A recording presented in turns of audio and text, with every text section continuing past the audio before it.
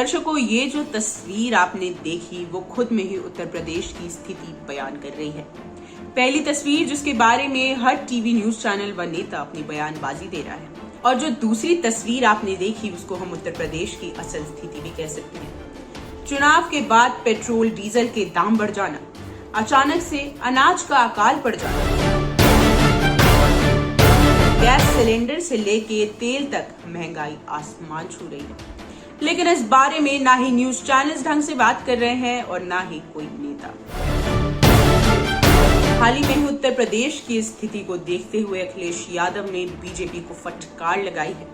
अपने बयान में अखिलेश यादव ने ऐसी तमाम बातें की हैं। सुनिए अखिलेश यादव का पूरा बयान।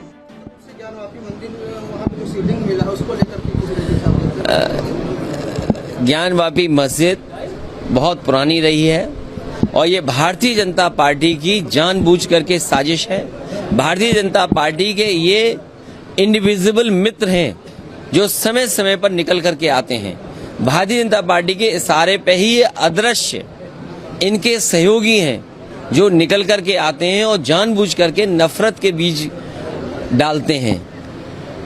जहां तक कोर्ट का सवाल है, इससे पूर्व सुप्रीम कोर्ट ने भी या और फैसलों में भी इस बात को कहा गया है कि पुरानी चीजों को नहीं उठाया जा सकता, लेकिन उसके बावजूद भी भारतीय जनता पार्टी के सारे में हिंदू मुस्लिम झगड़े लगे रहे, नफरत फैलती रहे।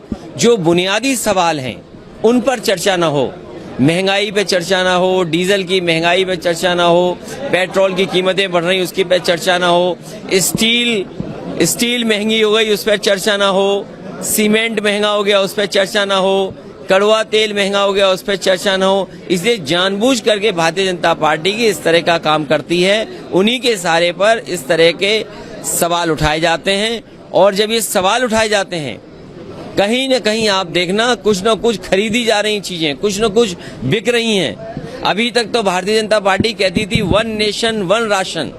हो सकता है आने वाले समय में भारतीय जनता पार्टी कहे कि एक देश एक पूंजीपति। इसलिए हम लोगों को सावधान रहना पड़ेगा भारतीय जनता पार्टी की साजिश से। और आप हमसे जुड़े रहने के लिए सब्सक्राइब करें YouTube पर, फॉलो करें Twitter पर और लाइक करें Facebook पर। और ज्यादा जानकारी के लिए आपको टाइप करना होगा सिर्फ न्यूज नशा।